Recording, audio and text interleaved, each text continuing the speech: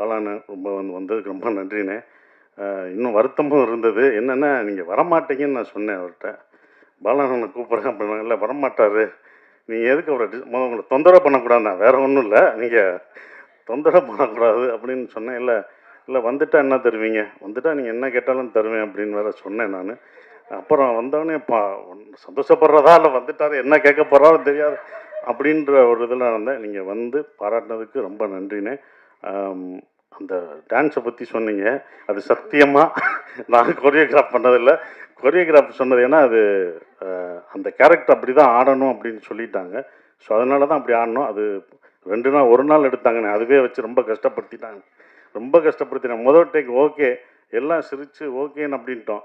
கடைசி டைரக்டர் வந்து ஓகேன்னு சொல்லிட்டு எல்லாம் கைதட்ட ஆரம்பிச்சிட்டோம். ஃபர்ஸ்ட் டேக்லேயே ஓகே பண்ணிட்டோம்டான்ட்டு. அதுக்கப்புறம் வந்து சொன்னார், இல்லை முத்துச்சிற்பி சிரிச்சிட்டான், முத்துச்சிற்பி சிரிச்சிட்டான், அதனால் அவன் சிரிக்கக்கூடாது, சீரியஸாக பாடணும்னு மறுபடியும் எடுத்தாங்க. அது 1 நாள் ஆச்சு, மறுநாள் தான் அது ஓகே ஆச்சு.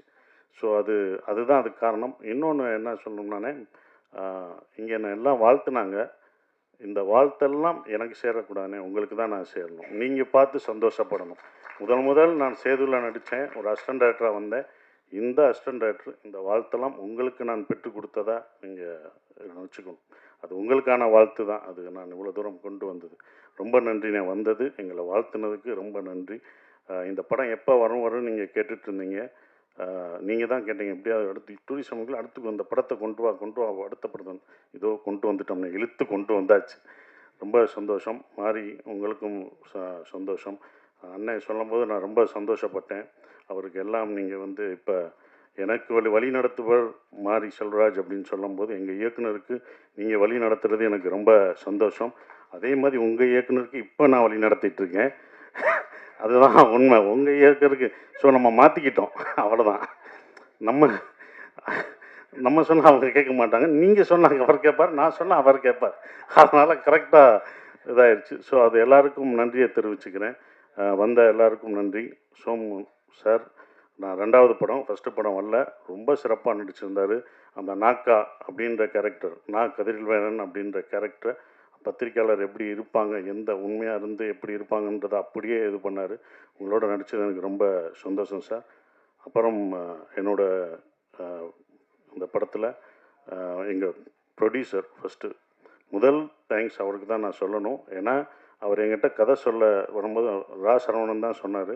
ராஜ்முருகன் வந்து கதை சொல்லுவார், நீங்கள் கேளுங்கன்னு சரவணன் சொல்லி நான் கதை கேட்டேன். அப்போ கதை கேட்டவுடனே ராஜ்முருகன் சார் சொன்னவுடனே, இந்த கதை எனக்காக எதுவும் மாற்றாதீங்க, இது என்ன எப்படி இருக்கோ அந்த கதைக்குள்ளே நான் வர்றேன், நீங்கள் என்ன நினச்சிங்களோ அதை கடைசி வரைக்கும் எடுத்துருங்கன்னு சொன்னேன். ஸோ அப்படி தான் இந்த கதை வந்து இவ்வளோ தூரம் வந்திருக்கு. இந்த கதையை எடுக்க ஒத்துக்கிற அம்பேத்குமார் சாருக்கு என்னுடைய நன்றியை தெரிவிச்சுக்கிறேன். என்னென்னா ஒரு ப்ரொடியூசர் ஒத்துக்கணும் இது எப்படின்றது. அவர் வந்து அதை சிறப்பு பண்ணார். வந்து சொன்னபோது, சார் ராஜ்மோகனோட ஒரு படம் பண்ணேன் சார், அது தோத்துருச்சு சார், நல்ல பையன் சார், அவன் ஜெயிக்கணும் சார், நான் இன்னொரு படம் பண்ணணும் சார், அது பண்ணணுன்னார் சார். அது இன்னும் என் மனசில் ஓடுது. என்னோட மீட் பண்ணும்போது மீட் பண்ணும்போது ராஜ்முருகனுக்காக நான் பண்ணணும். அதுதான் எல்லாருமே நினைக்கிறது. இந்த மாதிரி ராஜ்முருகன் மாதிரி இயக்குனர் தோக்கவே கூடாது. இந்த மாதிரி இயக்குநர்களை ஜெயிக்கிறதுக்கு என்னால் என்ன முடியுமோ அதை நான் கண்டிப்பாக பண்ணுவேன். அதை தான் பண்ணிக்கிட்டு இருக்கேன். ஸோ நன்றி சார். ஆனால் உங்களுக்கு நான் படம் பண்ணிக்கிட்டே தான் இருப்பேன்.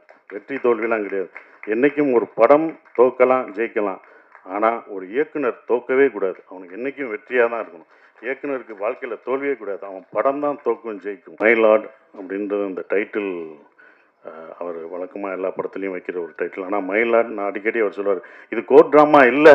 இன்டர்வியூவில் சொல்லும்போது இது கோர்ட் ட்ராமாவா, கோர்ட்டை பற்றி இல்லை மை லார்ட் அது கிடையாது. ஸோ அதை நான் சொல்லிடுறேன். மை லார்ட் அப்படின்றது இது கோர்ட் ட்ராமா கிடையாது. ஒரு 10 நிமிஷம் தான் கோர்ட் வரும். ஆனால் ஒரு அதிகாரத்தை தண்டிக்கக்கூடிய அதிகாரத்தை ஒரு கடைக்கோடி இருக்கிற ஒரு மனுஷனுக்கு கொடுத்தா அவன் என்ன பண்ணுவான், அவன் அதை வச்சுட்டு என்ன பண்ணுவான்னு சொல்கிறது தான் மயிலாடு. மயிலாடுன்றது அந்த கடைக்கோடி மனுஷனை, அந்த ஒரு நபர் முத்துச்சிற்பியை குறிக்கிற அந்த வார்த்தை தான் மயிலாடு. அதுதான் இந்த படத்துக்கான, இந்த டைட்டிலுக்கான ஒரு விளக்கமாக நான் நினைக்கிறேன். அப்படி தான் அதை வச்சுருக்கோம். ஸோ இதுதான் மயிலாடான ஒரு படம்.